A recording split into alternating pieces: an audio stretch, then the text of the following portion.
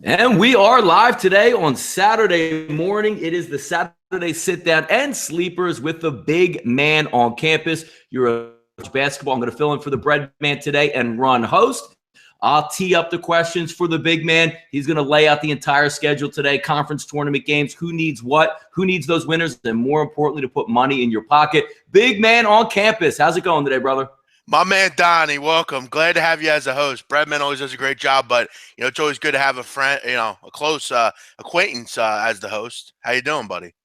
Hey, man, doing good. Let's dip right into it last night. I know it was very eventful in some of the conference tournaments. Some teams needed to win, didn't win, some upsets there. Give me your thoughts last night, just as a topic of yesterday. What were some of your thoughts on some of those conferences? Well, Don, I think, they were pretty interesting. I definitely think the OVC was interesting as far as, listen, Belmont, again, that's the second year in a row where you've top-tier talent. You actually absolutely cruise in your conference. You get to the conference tournament and you bow out early.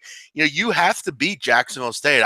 I know, Ray Harper's a great coach and they've done some good things there, but, as the talent you have, you should have gotten to the title game. You should have won that conference, and you should be into the tournament. There's no real excuse. And now you got UT Martin and Jacksonville State, two teams that are pretty similar. It's going to be interesting what that line is. I'm one to believe that I guess wherever the points are, you would take that team. Very much a coin flip, but going to see two new faces in the conference in this tournament from that conference. So that was a general takeaway.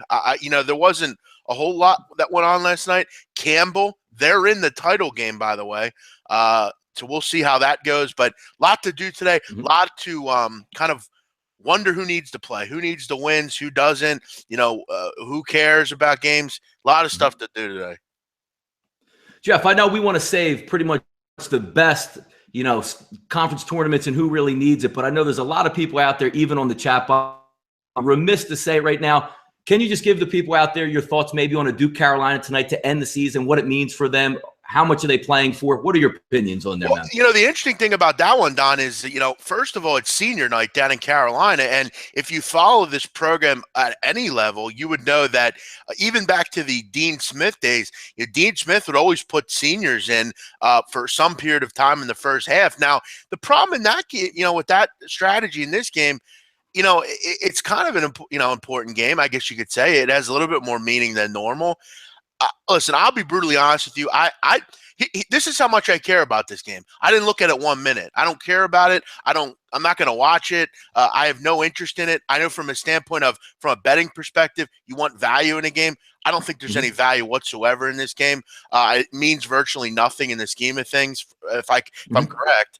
Again, I haven't looked in it too much. I look to concentrate on mostly conference tournaments of bubble teams right now, but I would take the points at any rate. I know North Carolina's off of a really poor performance against Virginia. I would imagine they want to get the bad taste out of their mouth, but I've been one to say I think Duke's one of the more talented teams you're going to find athletically and ceiling-wise. It's just they haven't put it in all together this year. They're always going to get up for Carolina. When I'm getting 6.5 points, regardless of what team it is, I'm going to take that in this matchup. For what it's worth, there's a reason this matchup is historically totally even. I would just take the points here in that case. Emil Jefferson's important. If he's in, which from what I understand, with him in there, I think that'll neutralize the rebounding a little bit. I would take the points in this one. Yeah, I tend to agree with you there. Heading into the last, Saturday full college slate, there are some teams out there that are playing on the bubble. Big man, are there any teams you want to tip the listeners in that they should be watching today? Well, Donnie, there's a couple actually, and again, not all of these that I'll be personally wagering on, but you look at right out of the gate, you got a couple here. St. John's and Providence. Providence currently in the field.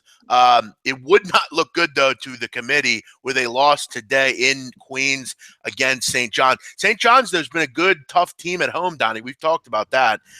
Providence, though, in desperate need. They cannot lose this game. This would be dreadful in the committee's eyes if they lose this one. This would be what you would consider probably a bad loss. You also have Vanderbilt. They're off the valiant effort against Kentucky. You have to wonder where their psyche is. A game they probably should have won with the lead that they had.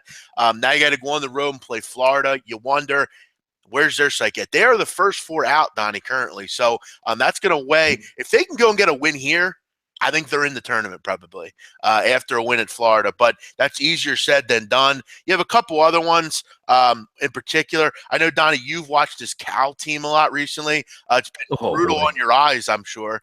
This team has been totally unwatchable at times. And it doesn't get easier because now they got to go on the road. You look at Cal this year, Don, on the road, 63.5 points a game, really just not good enough. They're a team, they want to play in the half court. They want to get you to run sets against them. They're not going to try to outscore you. They're going to look to keep in the game with their defense.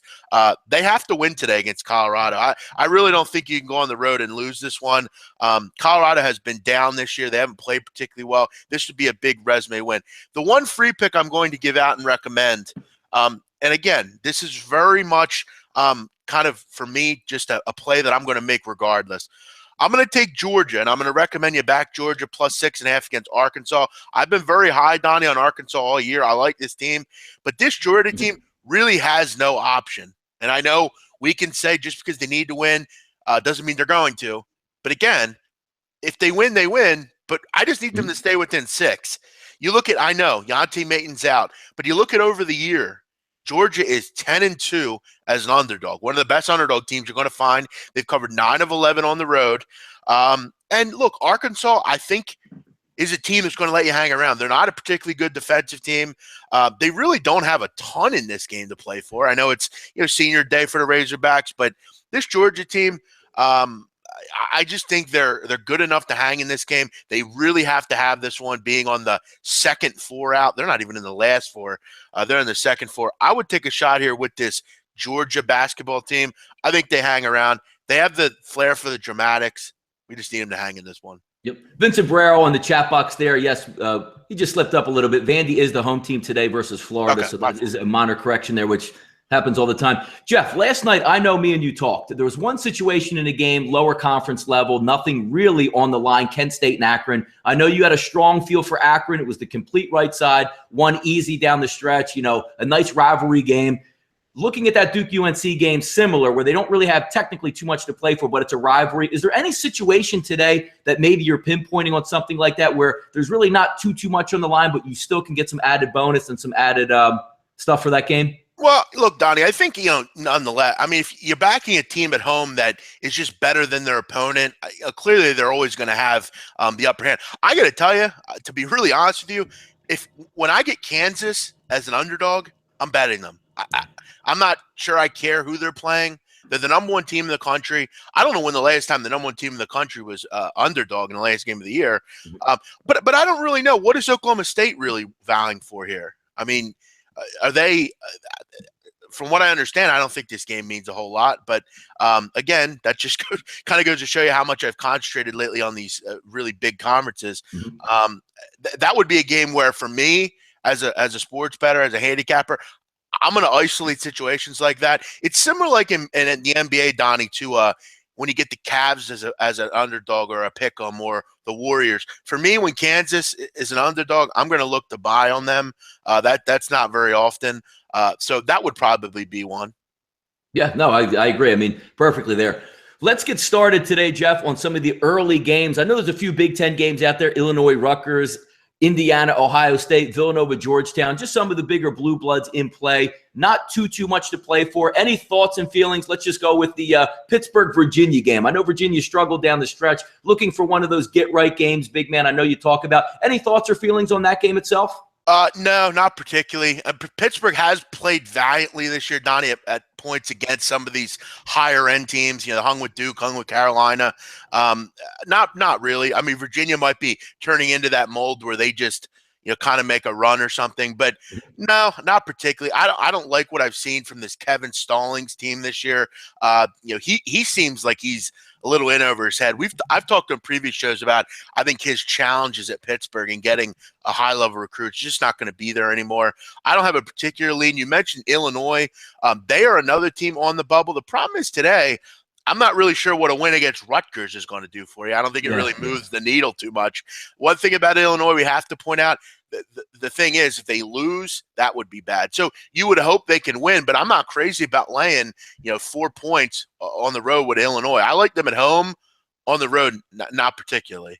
Jeff, let's get into some crunch time stuff today. Early start getting off the bat. Delaware, in their familiar role of getting 10 or more points, has played very well in that situation. They're going to get the best team in the conference for me, NC Wilmington, and they're catching 16 points right now. Caught fire last night with a nice win. They give them the early 12 o'clock start, which I don't like. I wish they always push those teams, give them a little bit more time. Give me your thoughts and feelings maybe on Delaware and Wilmington today, playing that large underdog role. Here's what I'll tell you.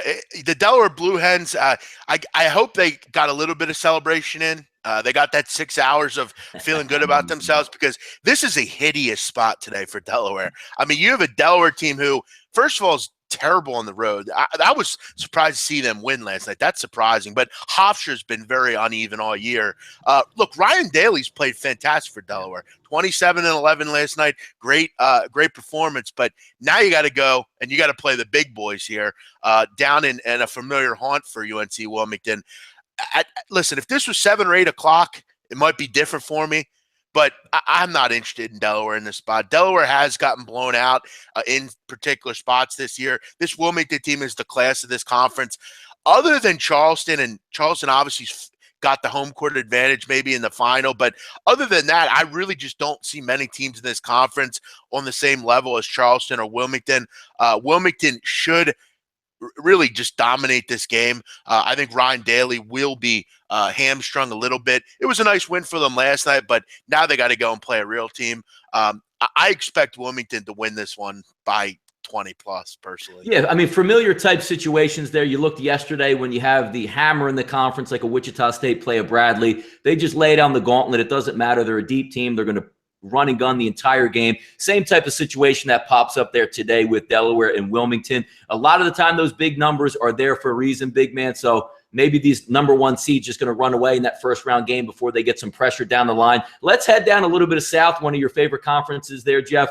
The Southern Conference getting started early. Citadel, NC Greensboro. Any thoughts on that one, big man? I'm not sure I have a line on that one. Is that line out yet, Don? It looks like just popped up, Jeff. Okay. We got 10.5 in most spots here.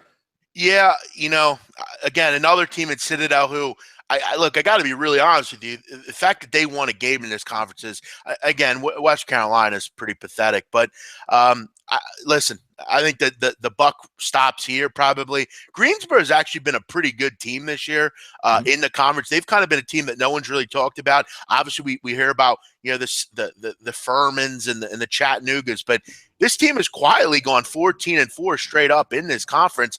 They've really played well on the road, and I think defensively they're going to give Citadel a real problem here. The Citadel struggles against very good defensive teams when they make them play in the half court. Citadel's goal is to loot and shoot. They want to get out and run. That's why they have the highest tempo in the country, give up so many points. With the defense they play, this just isn't a good matchup for the Citadel. The buck should stop here for the Bulldogs. A very interesting offense and defense they run there. It doesn't win you a lot of games. I'm not really sure why they still run it. Doesn't make a lot of sense to me, but this would be Greensboro or pass for me. I'm not looking for the Citadel in this spot. Hey, Jeff, on the board, we got DJ1 Mike says he's a little bit late to the party. Did we already go over Nova Georgetown? An early game, an old Big East tilt. John Thompson III under pressure here. The walls are caving in. He's got a chance to knock off Nova today. Any motivation for Nova, or is Georgetown just a dead team and maybe rises up today? Any thoughts for the listeners out there on that one? Well, I'd like to address the athletic director from Georgetown at this point and let him know that this isn't the 80s anymore. John Thompson is not going – John Thompson's in his 80s at this point. You shouldn't be scared and worried about what John Thompson thinks of you. Donnie, John Thompson in his heyday, real tough guy. He wouldn't want to get in his way. I've heard stories that he has told multi-million-dollar drug dealers to stay away from his team. Don't get involved. Listen, it's not the 80s anymore. Can John Thompson, you're not winning anything with this guy. And I'm going to tell you right now, just because they're at home here, it doesn't really matter to me. This Georgetown team has struggled all year to get wins. They're 4-10 against the spread in Washington. And look, this is one of those situations, Donnie, where not a ton to play for Villanova, but I think they're just a much better team than Georgetown. Maybe you get a valiant effort from the Hoyas here, but I mean, how many times we saw a valiant effort the other night, and they still managed to lose against Seton Hall. It's dark times right now in Georgetown. The Alonzo Mourning and Allen Iverson days are far from recent memory. Yeah. Another chat box question here comes from Adam Lopez, rotation 539, 540, or excuse me, 539, 540. Notre Dame at Louisville. Jeff, one of these two blue blood type teams heading down the stretch. It's an 8-point line with Louisville. Do you have any thoughts on, is Notre Dame going to be motivated to go on the road? Is Louisville looking to get right heading into the tournament, maybe improve the seeds? Any thoughts out there for Adam Lopez on this one? Yeah, Adam, I hate to do it, but I don't really have a particular interest in this one. Again, I've made it clear most of these games for me today and yesterday are filler. They're fluff for viewers that want to watch good basketball. For me, I don't really have much care in the world about ACC games right now. I'm looking to wait for the conference tournament to begin. I will point out, though, a point of emphasis for me, when you have an underdog like this and you're looking for them just hang in a game, really any underdog, the thing that I look for is, A, can they make free throws? B, can they make three-point shots? Can they neutralize maybe a better defense or something like that? This team in Notre Dame does both of those things. For me, gun to my head, pick it or I'll blow your head off, I would take the Irish here. I think this might be too many points personally, but I will point out I'm not interested in betting this game. Gotcha. Let's move back into some conference tournament action. We'll go to the Southern Conference, Jeff. Wofford, Tennessee, Chattanooga. Give the listeners a little bit of information what they might be able to expect from this one. Well, I got to tell you, you really should do your homework on this one. There might not be a more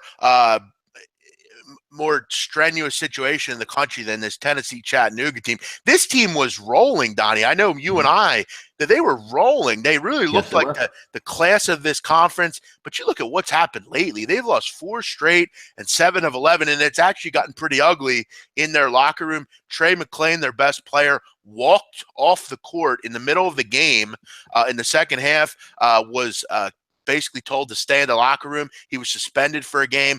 Many believe it's probably his last game at Chattanooga. The interesting thing is he's made the trip to Asheville to play in this game. Question is, how much is Matt McCall going to allow him to play? You also got to point out Greg Pryor, who he got in the fight with, broke his hand after he punched a locker. He's out for the season. The question I have, Donnie, is, first of all, is it newfound a fresh start, you will, against Wofford here? Can this team put aside the differences between some of these players and move on? I know Justin Toyo, who is their best big, he's come out and made it a point to be kind of the peacemaker between everything, kind of be the leader here. My question is, what Chattanooga team do we see today? Is it the team that was so good for most of the year and kind of has rallied in a big game, or is it the team that just lost to the Citadel in the last game of the year in a game that they've just looked brutal in? I'm not one to really willing to guess on what we see here. I got to be honest, though. I think we see a rally team today. Just my opinion. I think Matt McCall is a good basketball coach. I think he will get this team prepared. The problem is I'm not willing to bet my money on if he will do that. So just some primer information on this game. Wofford's a good basketball team. They cover numbers. The last thing I'll say on it, they're very good and dependent on the three-point shot. Chattanooga did a good job in their game this year of limiting. I think they only had 6 three-pointers in that game. If they can neutralize the three-point shot, they will win this game. Question is, what's their mindset in this game? I got you. Big man, let's peel back to a Power 5 situation. SEC, Tony O's coming in. Hello, big man. Kentucky, -7.5 at Texas A&M. Thoughts? Anything on that one, or what they even should be looking at in that situation? Yeah, not too many, Tonio. I guess, like I said, I try to educate and tell you, just try to stay away from games like this. They really don't mean much in the scheme of things. Listen, I think Kentucky needs to continue to play well going into the conference tournament. That's all I really have on it. I don't think there's much of any edge here. I personally would rather I say that all the time. I'd rather waterboard myself and bet on this game. I don't think Texas A&M's any game that I want to get involved with. I would think Kentucky would want to continue to play well heading into their conference tournament. Calipari will make that known. But again, you're dealing with 18-year-olds that have really no interest in college basketball after this season. So be my guest on what you want to do there. Let's move over to the Big Ten before we get back into some conference play there, Jeff. Michigan State at Maryland. Anybody playing for anything here and anything that the listeners should know about this one? Well, I think Michigan, for whatever reason, is, I guess, still squarely in the tournament for whatever reason. I'm not really quite sure why, but now they're going to go on the road and play at Maryland. This Maryland bus kind of fell off the wayside when Michael Tchaikovsky, their big, went out with a season-ending injury. Kind of been a little different. They haven't been that, they had a run in the middle of the season where, they were kind of covering and just they're winning on the road a ton. Down in College Park, though, today, I don't like to bet against Maryland in College Park. I guess I'm not sure how many times this Michigan State team has to let people down before they say, you know what, I don't think they're very good at this point. What's interesting, Donnie, I think there's a lot to play for Maryland in this spot. If they could somehow win this game and Minnesota loses their last game, they would be the second seed in this conference. So I think they have a ton to play for today, personally, and I would back them in this spot. I hate Michigan State, and I don't really want to ever back them. I would go with Maryland in this spot. I think they'll do enough to get up over this number late in the game. Vincent Barrera on the chat box. Let's take this back to the CAA, Jeff. Let's go with a little Elon action versus William and Mary at 2:30 this afternoon. Yeah, Elon's been a good ATS team for the most part this year, particularly been good on the road against the spread. But am I crazy about them in this spot? Not really. William and Mary struggled on the road too, so that's always an added point. I don't have much on this game. Maybe you want to look over the total, particularly William and Mary are very good offensively. But Elon, I think they're going to want to kind of maybe play in the half court. I don't know. This is a toss-up for me. I don't have much on it. Flip a coin, if you ask me. All right, the boss coming in on the chat line wants to get at you, big man. Hey, big man, wanted to ask you about Xavier -6.5 on the road to DePaul. I know you've been strong with your opinions and attitudes, Jeff, on Xavier all year. How about today? One for the Gipper, or just shut it down and the season is just awry? Well, I would hope they can beat DePaul. I would hope. DePaul's the worst team in the conference, and just kind of a mess. But look, for what it's worth, DePaul's actually definitely puts up more of a fight at home. They're significantly better at home. Actually, they're actually 8-9 straight up, so it's not terrible in this conference. They're actually pretty good offensively. Listen, I'm going to point out to you, I hate Xavier. I don't think they're any good. They're terrible on the road. To be honest, I would go with DePaul in this game. +7, I don't think Xavier's showing you any sort of reason to think that they can play well here. Unless Trayvon Blewett goes off, I would probably go with DePaul here. I think DePaul's in a good spot. Billy Garrett is a guy that seems like he's been there for 12 years. I believe today is his swan song at DePaul. He's been a nice constant for a program that's been in turmoil for a while. Mm-hmm. I got to tell you, I would go with DePaul in this game, +7. Yeah. Let's get back to some conference tournament action. The MVC rolling Southern Illinois versus Illinois State. Illinois State's one of my favorite teams. I think they're going to give Wichita a run. Anything out there for the listeners coming back after a strong win? -8 today versus the Salukis. Well, but Barry Hinson, Southern Illinois coach, he does a really good job. There's some good coaches in this conference, really good coaches. Armand Fletcher's a really good player for Southern Illinois. The thing that I want to point out, and I think you make a good point, Illinois State is a team that I feel is probably going to face Wichita in the final. It seems like it happens every year.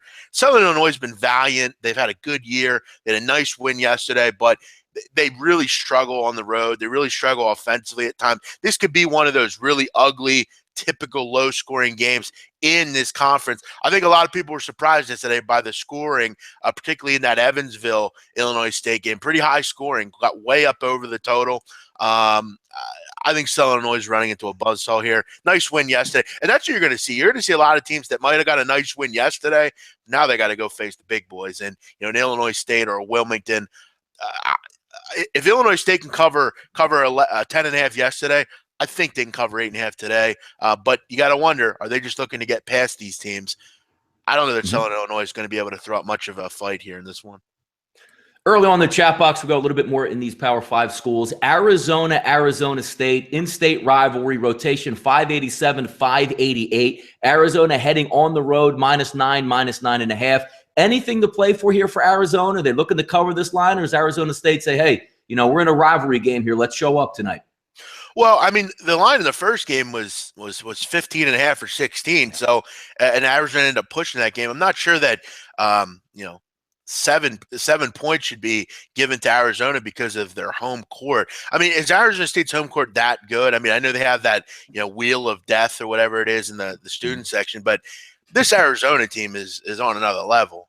I'm not really sure I care that Arizona State's senior nights tonight. I mean, do they even have any seniors? They're a pretty young team mostly.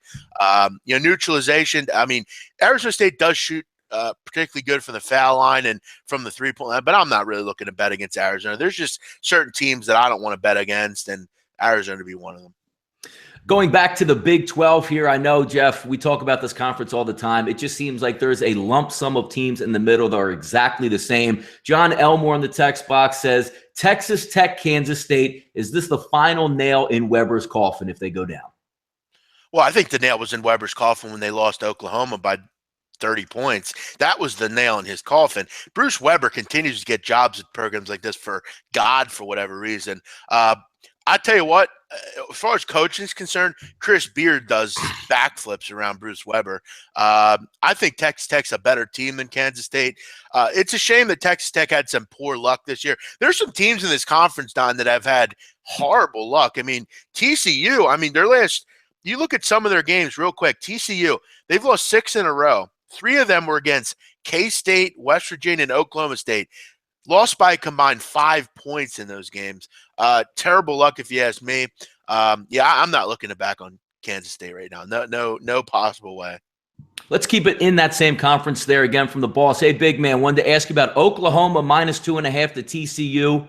Any thoughts on that one? I know we've been on and off Oklahoma, me and you, Jeff, throughout the season. Any thoughts on how they end the stretch or what you might even look for in that game? Yeah, I think you're going to look for one thing that, I think Jordan Woodard, who's injured, you would think they'd give him a nice little ovation today. Maybe that will rattle the troops here. But this Oklahoma team, they don't have anything to play for. TCU is out of the picture at this point. They have really put the nail in their coffin with 6 straight losses. I don't think the committee is going to look favor on them due to the fact that their out of conference schedule wasn't very good, and they just didn't win games they should have. They've had their opportunities, they just couldn't cash in on them. I got to tell you, Donnie, it's hard for me to lay points with Oklahoma ever. For a coin flippy game, I would probably go with TCU here, but they have not played well lately. Real quick, Dottie, Justin, the breadman's asking, any potential stolen bids? I think the stolen bid right now is going to be Campbell. I mean, this Campbell team, if they can win tomorrow, they're a bid stealer. You look at the smaller conferences. If North Florida can beat FGCU, that's a bid stealer. There's a couple. But, with the bubble being so weak this year, it's really anyone's if you can't get in this year, you shouldn't be in. Personally. No, I completely agree. Let's take it back to some conference tournament play, 4 p.m. Eastern Standard Time. Loyola Marymount versus Dave Rose's BYU Cougars. Looks like the line right now, Jeff, sitting at about 8.5 to 8. Any thoughts for the listeners out there on that one? Yeah, BYU are nothing for me here. I haven't looked into it a ton, but this Loyola Marymount team is horrible. I mean, all those teams, Loyola, Pacific, Pepperdine, Portland. I mean, just all total trash. I like Mika. I like some of the things that Dave Rose's boys do there. Don't be surprised if this team gets to this final game. I think they could beat St. Mary's. Obviously, I don't think they'll beat Gonzaga again, but they could win a game or two here. Let's take a look, go a little to it, shift gears here. Not a tournament conference just yet. Rhode Island, Davidson. Rhode Island's been hot down the stretch, Jeff. I know you rode them the other night with an easy winner versus St. Joseph's on the road. Team is peaking, it looks like, at the right time. At home versus Davidson. Davidson not really going too much, maybe makes a run in their conference tournament, but already had their senior night, maybe a little bit down on gas. Talk to the listeners there about Rhode Island here laying about 7.5 at home and what your thoughts would be. I think that's a great primer, Donnie, to this breakdown. I think Davidson is probably, kind of over this one at this point. They're not playing for anything here. Like you said, had their senior night, and did win against Bonaventure. This Rhode Island team, I am high on. I think if they can get into the tournament with the starting five they have, I think they can possess and win a game or two. They're a good basketball team. They have had some bad luck and some poor losses at times this year, but yeah, they're still a team that's fighting to get into the tournament. They're currently first four out. I'm not sure this is going to help them significantly, but it would hurt them badly to lose this game. I think they continue to roll here. I would personally probably lay the number with Rhode Island. They have been decent to me lately. So I wouldn't look to Davidson here. They don't have much to really play for. Jeff, let's go local here with a little bit of Ivy flavor. I know you always like to talk about it, saying teams that need wins, they're kids. They don't always get them. How about last night in the Ivy? Penn needed to win at home and lost. Columbia went on the road last night versus an average Brown team and lost. Everything comes down in the Ivy to get in the Final Four tonight. Talk about Penn and Harvard, one team playing for their absolute life tonight, the other one already in the tournament. Do you see any angles on Penn-Harvard that you might lean here, just situationally? Yeah, I think last night, Donnie, with Penn, they needed it, I guess, but I guess in the scheme of things they didn't because, that they could win this one. Listen, I've said it before and I'll say it again. I learned from the great Teddy Covers. Just because you need to win doesn't mean you're going to. This Harvard team is, I think we can agree, Donnie, a better team than Penn. I'm not one to trust the Quakers. I don't think they're a team that I'm ever really looking to put my money on. Harvard, though, off a tough loss to Princeton last night. I had Harvard plus the number. They got the job done. They didn't win the game, though, which, Princeton's good. Really good. I don't know. I guess in this situation, Penn has to have it. Yeah. I just don't want to bet my money on the Penn Quakers. Sorry. Yeah. But we had a question come up there, Jeff. Quickly, go ahead. They are hosting this tournament, so I, for some reason, feel like they'll find a way to get in. Yeah, get that home gate draw up there, And what's Harvard got to play for here? Nothing. Already in the tournament. McGoxter 99 comes in. Two teams that we've been looking at down the stretch. I know a while back you had Georgia Tech in a really tight spot that did pull out a win. Looking at a same type of situation, that Georgia Tech goes on the road. Syracuse always tough at home. Two quote-unquote bubble teams if they can get on a run here. Thoughts on that one? Yeah, I'm not crazy about Georgia Tech in any way other than at home. I've talked about time and time again on this show, Syracuse's success at home. They just win. But they are laying a pretty – what number do you have there, 9 or 8.5 or 9? Let me see. Syracuse, we have it 8.5 right now, Jeff, sitting around there. Yeah, it seems a little rich for my blood, but I feel like Syracuse is a great laying 3 kind of team. Laying basically got to win by double digits for a team that listen. Josh Pastner's done a great job, but they just can't win on the road. I'd have to look into those road games and how they fared in those games. Were they close losses? I don't really know exactly, but this Syracuse team, they're back to that poor defense, it looks like. This is a game I would stay away from. There's not a huge angle. If this game was -1, -2, maybe I'd look to get more involved. But at this number, I'm not really into it. Big man, let's get to the Horizon League tonight. You had a nice win by Youngstown State. Now the Rubber's going to meet the road versus Oakland. How do you think that one might play out there? Well, I think Oakland's going to, probably get to the title game in this conference. Now that Valpo's out, I do think Green Bay will put up a fight. I got them at 6-1 to win this conference. But Oakland, game to game, they seem to be the team to beat. They seem to be the team. I mentioned, by the way, what game number is that? I'm having trouble. Rotation 669, 670. Okay, very good. There it is. It's funny. Someone asked me about this last night on Twitter late night, and I said anything under 13, I would take Oakland. Smart man right there. How about that line making? Yeah, exactly. So it's 13. So, it's kind of right on the cusp. They should cruise here. Youngstown is a poor program, have had trouble for years. And they're more or less at this point a football school. Good city there, Youngstown. A lot of good people have come out of there, but this basketball team sucks. So I would say Oakland wins this one. I don't know if it's going to be 101-72 like the first game, but I could see like a 91-74 type of game, something like that. Gotcha. Now, rolling it down a little bit here on the card, I know we don't pay too much attention to, probably most of the listeners, though. Any thoughts or viewpoints? You could even take a pass on this. San Francisco, the Dons, looking to play Santa Clara. It looks like the line is coming in right around -1 or so, rotation 663, 664. Anything on the West Coast Conference just to give the listeners maybe a little thing they can look out for, maybe a nugget or two?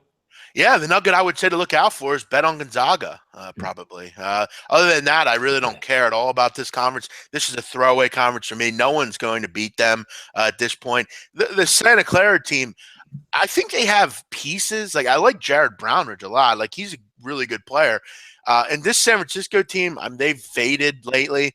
I'll be honest, I would kind of go with them here, Santa Clara. I think they're a slightly better team. They play better defense, and this San Francisco team, I'm not interested in the team, Donnie, that shoots 62% from the foul line. Not good at game, I would say Santa Clara probably. All right, let's take a look back at the Southern Conference and dig in. Rotation 689, 690, big man Samford Furman. Line sitting around 4 points right now. I know you love this conference. How about some thoughts on this one? Yeah, that's a tough one. Furman, yeah. I do like this conference, and I took a flyer on Furman in this one.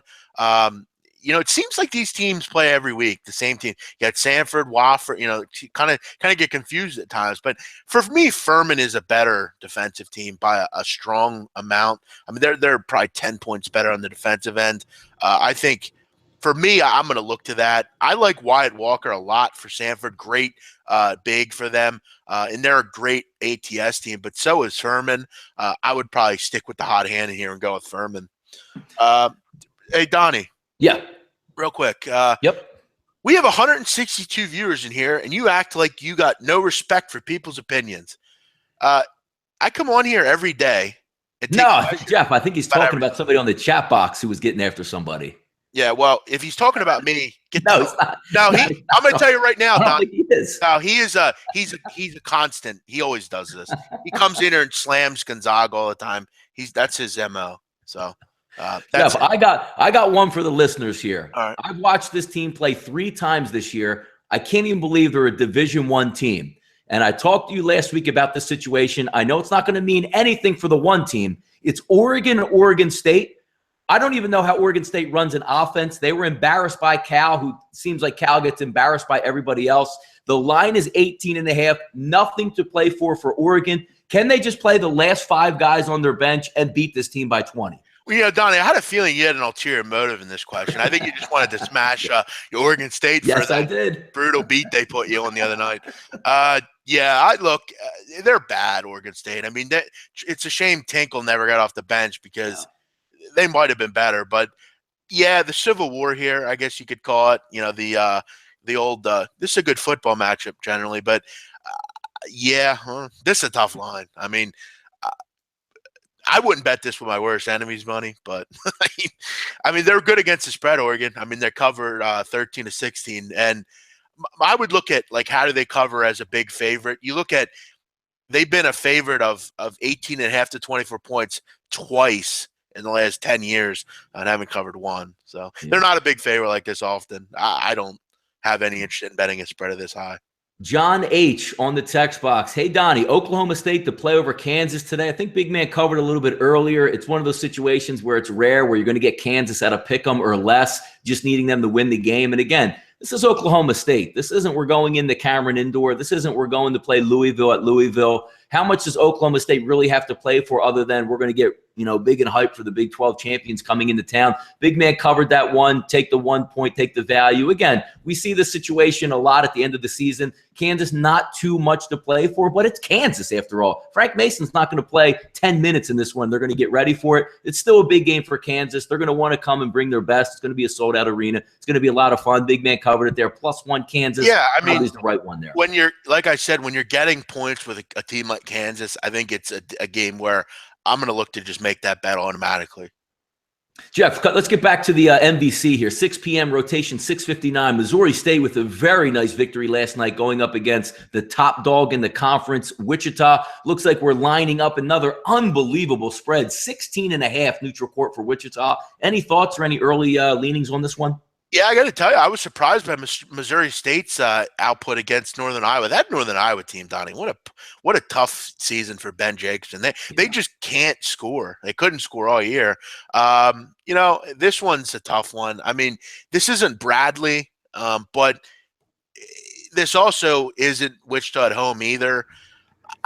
I've been trying to find ways to back these teams, like these Bradleys and against the Wichita States. I'm kind of just sick of losing doing that. Mm-hmm. I did take a small flyer on Bradley yesterday, plus the 22.5, and I think they lost by 25. But Murray State, again, another team that got a nice win, celebrated, and now you got to face a real basketball team. You look at the games they played this year, 80-62, 86-67. So, I mean, both 18 and 19-point wins. I would probably expect the same here. I think Wichita's a shoe-in to the final game here. So I don't know. Flip a coin. I don't have much interest in laying in a conference tournament 16.5 points. Let's take a trip over to the Metro Atlantic today, getting back underway. Rider and Iona. I know you had some strong thoughts on Iona throughout the season in that conference. It's almost like a Jekyll and Hyde type team, rolling mid-season, stumbling a little bit down the stretch. Rider put a beat down on them the last time they played, but it is a neutral court. Rider stole one the other night after playing sloppy versus Manhattan. Any early thoughts for the listeners here? Rider, Iona in the MAC today. Yeah, I've mentioned my disdain for Iona. I don't think, I just don't know that they're very good. Tim Kluse is an absolute maniac, I think. Two poor defensive teams, though, for the most part here. Two good offensive. This Rider team, Donnie, has really been rolling offensively lately, 53%. But we talked about it. What's Stevie Jordan's status? I mean, he's had issues with this coach all year. I would imagine he transfers after this year. If I'm reading into the situation well enough, it seems like he's totally had it out with Kevin Baggett there. We got a total here of what do we have? Do we even have a total yet? Total on that game, I have 159.5. Big yeah, I got to tell you, I would probably bet the over and just hold my nose in this game. Should see a pretty high-scoring game here. Both these teams run up tempo. Both these teams, particularly Iona, love the three ball. This one could go into overtime. Could see a wild one here. I don't really have any interest on the side. Probably the over, I guess. Mm-hmm. Let's go to the Summit League, Jeff. I know you always have some good thoughts and processes there. Western Illinois, South Dakota. Anything on that game that might tip the scales? Yeah, I'm going to stay away from that one, Donnie. I'm thinking I'm going to have a premium on that game. There we go. I knew it. Yep. Yeah, I'm going to probably stay away from that one. I am going to be readily involved in the Summit today.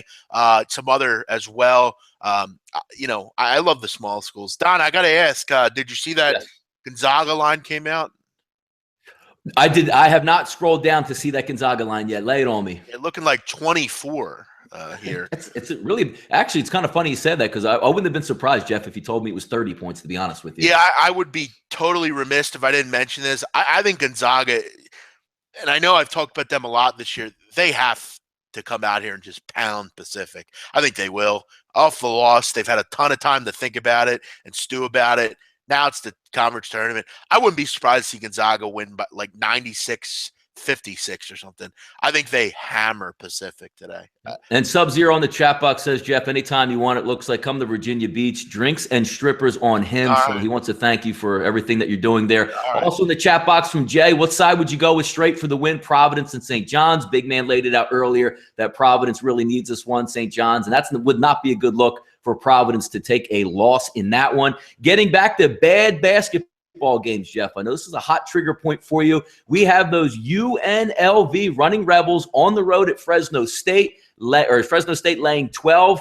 UNLV with the greatest win of all time versus Utah State. Do they come out to play or are they just hanging them up tonight? I mean, they got a win last night or last game, which is hurtful to me. But, yeah, I don't know. I'm like too many points, though, in the last game of a conference I don't know. The conference tournament is about to begin, and I actually, after this game, have a game that I think does mean something in this conference today. But the last game of the year, I don't. Let me look here. I want to just double check here. Yeah, I mean, neither team can really. I guess Fresno can improve their seeding if Boise loses, but I don't think they're in desperate need. UNLV is going to be probably the last seed in this conference. I don't know. Maybe UNLV is going to play hard after their win the other night. I don't know. But I think if you bet this game, you have some major gambling problems. Probably want to stay away from it. Let's take it back to the OVC for this one. I know another conference close to you there. Hey, you watched Donnie, it. Yes, go ahead. Quickly, information coming in about Marvell. What's his name here?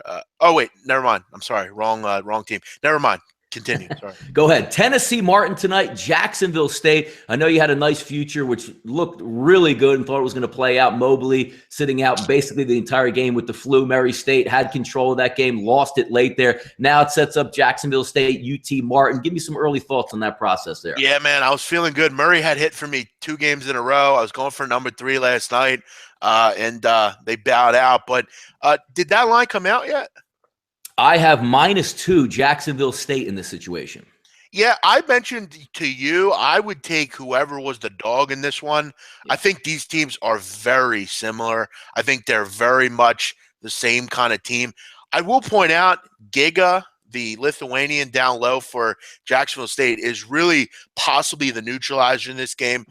He's a really good player. Malcolm Drumright, a great guard. I will point this out as well. Ray Harper, Jacksonville State's coach, is one of the best in the business. It's a shame he doesn't get more love, but you're really this is where you find the true essence of a basketball coach, conferences like this. What he has done there, they were, Donnie, last year an 8-win team. They're now on the precipice of an NCAA tournament bid. I'm going to go against what I said. I'm going to go with Jacksonville State in this game. Gotcha. Jeff, let's get back to one of these notions that we like to play into. I know you like to dig deep in conference tournament play to try to find that edge. We're going to go to the Metro Atlantic today, Fairfield and Siena. A lot of people last night questioning why that line was only -4.5. It's rotation 695, 696. Siena, it looks like Nico Clarith with an ankle injury that was undisclosed. He's going to be doubtful for this game. That's a key cog. But Siena is the home team versus Fairfield. How is that going to play in tonight? Do you use that as a capping edge? And how do you think that's going to actually play today?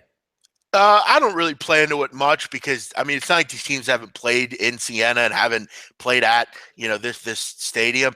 Listen, Nico Clarith going out is huge for this team because ever since Nico Clarith came back, they have had some renewed vigor in the way they played. Their only losses during that time were 2 losses to Monmouth, beat Iona, beat some other teams. So, yeah, look, without Nico Clarith tonight, that hurts. And this Fairfield team, this Fairfield team's not bad. I mean, they're right kind of this same team as what Siena is. I still think they'll win Siena, but I'm not willing to bet them without Clarith. If Clarith was in there, I would probably be interested. But you look at the last game Siena played against Marist, won by 16. Marquise Wright, 23. Nico Clarith, 22. I mean, they're just a nice duo for the Siena team. I'm not interested in them today. Sorry. I remember a couple weeks back, big man, one of the games that we were watching together was Siena at Iona. Clarith had been out a dozen games. You didn't hear any information about him coming back. All of a sudden, he appears in the starting lineup. They were a double-digit underdog at Iona and pulled that winner out. So you talk about a key cog, been there, done that, and just having that guy in your starting lineup, the plays that he can make, just taking the ball at key points in the game, it goes a long way in that one. So I agree with you on that. If he's down there, that's going to be a huge cog where they were used to getting him back and used to letting him play and get over there. One earlier on the chat box, Jeff, you talked about a little bit earlier there about a trap game is what they're looking at, Florida and Vandy. I don't know how much of a trap game it really is for Florida. It's just motivational-wise what they come up with. Just to peel back and let the listeners know on that one what your thoughts on that one were. Yeah, again, I think Vanderbilt, this would be a gigantic win if they can get it. I mean, they do need this one particularly bad. Florida, like you said, doesn't really have a whole lot to play for. I got to tell you, I think that the issue for Florida going forward will be John Egbunu going out. That's going to hurt them. That has hurt them recently.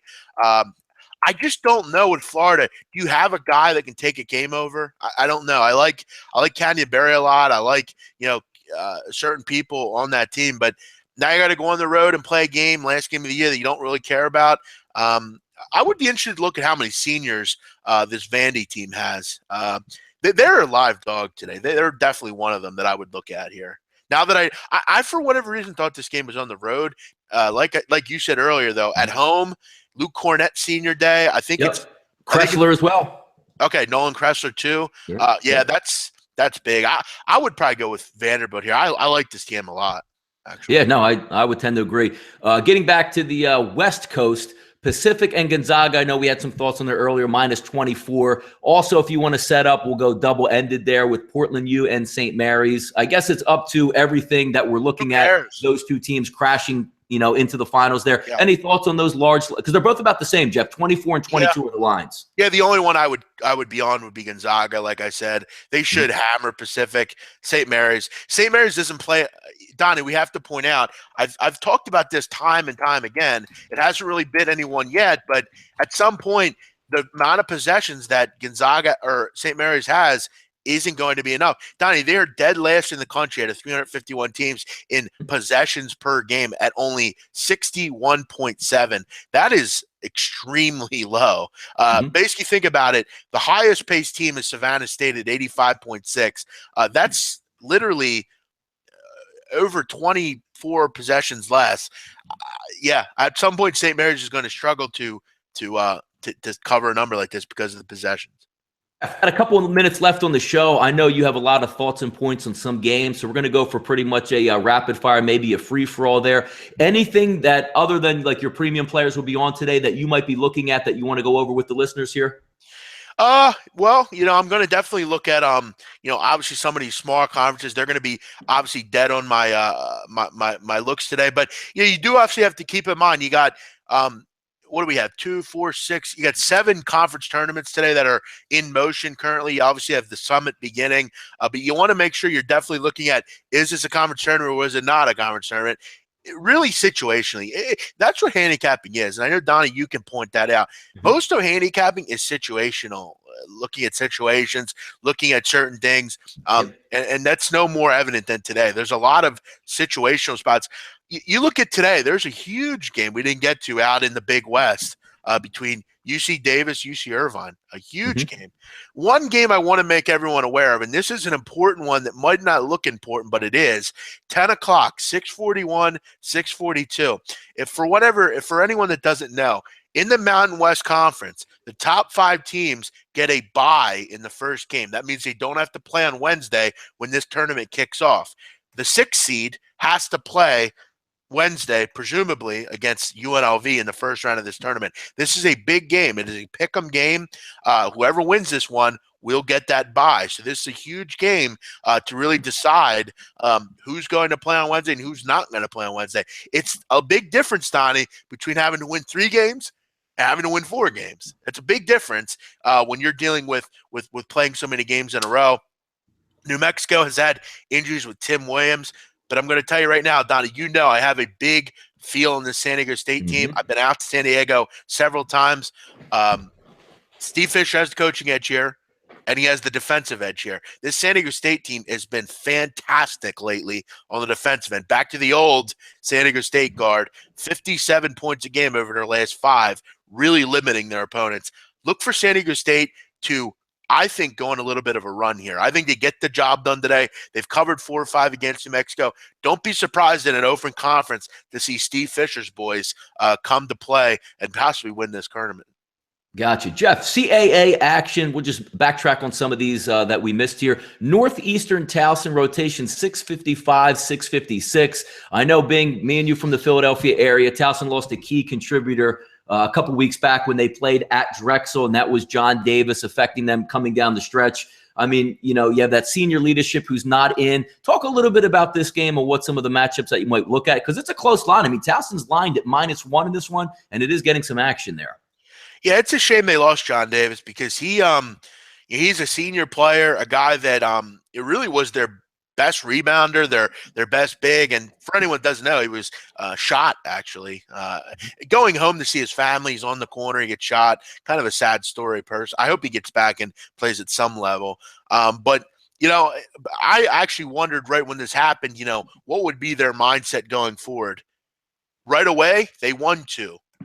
But you look at the last 2 games, they were close, but they lost. I actually like Towson. I think they're a nice basketball team. They're well coached. They've done a nice job of kind of putting that behind them and still kind of making this season about John Davis. I would look no other way in this one. This is very similar, Donnie, to related to football this year. Brandon Jackson passed away for Army. Yes. They had a tough season, but they did make a bowl game, got the job done. Very similar situation here. First game in their conference tournament. I don't think they bowed early. I think they played for John Davis today. I would imagine he would be at the game. I don't know I would think he'd be on the bench. I would imagine he has some sort of recuperation, but I think it'd be cool to see him at this game today. Who knows, though? I would go with Towson here, though. Northeastern isn't anything that I'm looking to write home about. Let's take a look back on the chat box over the last 5 minutes here. We'll do a little bit of rapid fire with some of the questions. Sports Tab Balls chimes in. Texas Arlington -1.5 for ULL, Jeff. 635, 636 rotation. Yeah. Any thoughts or things there for you? Another one I got to take a look at a little bit more. Might have a member play on this one. I'm going to pass. I will point out to the listeners, and this is very cognizant of what I'm about to say. If you have not gotten a free client play from me before, I will gladly give it to you if you DM me on Twitter. I do want to try to keep it to new people. Many guys have gotten a ton of free information off me. I try to do the best I can with this free information. Keep in mind, I am trying to run somewhat of a business here, trying to keep my people happy. But I'm going to look more into that one. So Sports Have Balls, if you want to get in touch with me, I'll do my work on that and maybe get you an answer on it. Donnie, we have to talk about Mark's question here. What's Mark got? Go ahead. What are your thoughts on the MEAC? Oh, come on. Yeah, there you go. Look, I'll shut the mic off. I'll shut down the telecast. We'll let you go for a few hours here. I love the MEAC. And I got to tell you, I love this week of basketball for sure. But this next week coming up, you got MEAC, you got Southland, you got SWAC, you got the Big Sky. The unlined game king. Oh, yeah. That's what they call me, the unlined game king. And, this is a great conference. I know they don't get a lot of love because they're not on TV a lot, but they – late in the year are on ESPN. This is the true essence of basketball, if you ask me. There's a reason Coppin State, Hampton, there's a reason they go in and beat some of these teams come March. There's a reason that, you're going to see a Norfolk State. Remember Kyle Quinn a couple years ago, Don? Yep. Sure. This is a good basketball conference. They're going to come up and hurt you the way you don't know they will. For me, I think all this conference goes through NC Central. This Kenneth Moten led team is very good. They're the best team in this conference by a pretty wide margin. But don't sleep on Norfolk State. You got to remember, Norfolk State hosts this tournament, or they're right near this tournament. They're also really good as far as block shots per game. They're actually, Donnie, I don't know if you know this, 13th in the country in block shots per game. Great field goal percentage defense. Don't be surprised to see Norfolk State down in the bottom end of this half. Maybe get to the title game. I think they are definitely live. As far as maybe a long shot, maybe Hampton. I think Hampton is always a team that you have to look out for. But one betting perspective thing here, my advice early is bet against Bethune-Cookman, Howard, Florida A&M, North Carolina A&T, Donnie, a pathetic team. They might be the worst team in the country. If you said to me who's the worst team in the country, I would probably say North Carolina A&T. They're a horrendous team, but there's going to be betting opportunities early on. My pick for this one, I'm going to go out on a limb and say the Spartans and Norfolk State get it done. I like it. Big man, got to wrap it up here in just a few seconds here. Anthony Moresco in the chat box. Any pick of the day, point somebody in the right direction that you think they should be on here, big man. Yeah. I got to tell you, I think I just really believe Georgia's in a must-win situation, or at least they keep it close here. I don't think Arkansas is good enough defensively to win this by double digits. I've seen Arkansas this year really fall asleep in certain games. Again, I don't know how much they really are interested in this one. with a team in Georgia that is in desperate need of a good play here, plus they're a very good team as an underdog. They're good in the road. I think this is too many points. I would probably say this one or Vanderbilt. I think Vanderbilt's in another must-win situation. And with a Florida team that I don't think has much care in this one, maybe these two. But I'm going to definitely be hitting the lines here and really kind of narrowing down. I have some games that I'm on that I'm going to be moving on. And Donnie, I want to tell you, I think you did a great job hosting. It was fun. Hey, man. We do the right side of campus, which I've had a great a lot of I really enjoyed doing that with you. Donnie I think belongs personally. I think he's a host. I think he belongs on ESPN somewhere, I think. Hey, appreciate it. Well, we're going to wrap the show up today. Saturday, sit down and sleepers with the big man on campus. Today, Donnie Rightside, me. I hosted the show. Justin did a fantastic job behind the scenes, a little bit under the weather. Was happy to pinch in today. And coming down the stretch on Wednesday and Friday, me and the big man will be back on the Hey, Don? Yes, go ahead. Real quick, before you get your last plug in, I do want to point out, and again, if you're interested, 1 o'clock Eastern, I'm going to do a preview of the Keith Thurman, Danny Garcia fight. It's been some time since I love boxing, but I have not been more excited for a fight than this one in a really long time. It is on CBS, guys, so you'll be able to watch it. And there's actually betting value in this fight. Actually, a lot of value, personally. Catch my breakdown. I believe Andreas Hale's going to join me from MMA. He's an MMA odds and boxing analyst. He's going to join me. We're going to go live at, I believe, 1 o'clock, Justin, if you can confirm that here. So look out for that. I think there's definitive value tonight in a play. So, catch me there. Donnie, thanks, my man. We're going to be back next week. Yeah. Yep. We got the roundtable. We got, we're really heading into March, Donnie. We got everything coming up here. It's a lot of fun. Hey, man, you carried the show today. I was happy to pinch in and lead you down the right direction on your show. Again, we'll be back Wednesday and Friday. Even, I think, coming up next Sunday night, Selection Sunday, me and the big man look like we're going to have a live show to discuss exactly what's going on, who got in and who got out. It's going to be a good time. Because I have no problem in slamming the committee for their idiotic mistakes. So that's going to be fun. I will point that out. Tune in for that. Information is king out there, guys. I want to thank the big man for letting me on. Justin, again, behind the scenes, the bread man, SBR Sports Picks. Check everything out there. Saturday, sit down and sleepers with BMOC. Hope it was profitable for you. Enjoy the weekend, fellas. Take care. Thanks, guys.